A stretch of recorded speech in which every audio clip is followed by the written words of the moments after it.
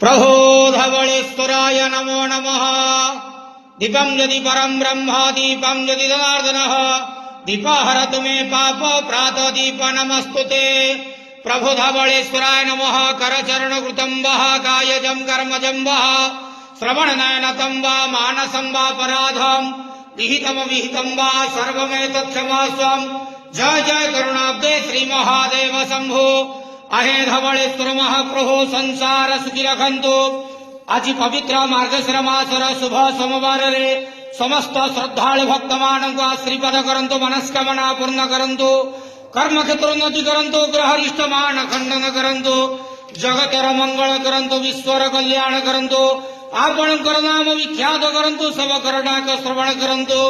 बाबा धवळेश्वराय नमो नमः। संसार सुखी रखंतु आनंद केवार हरि बोलो।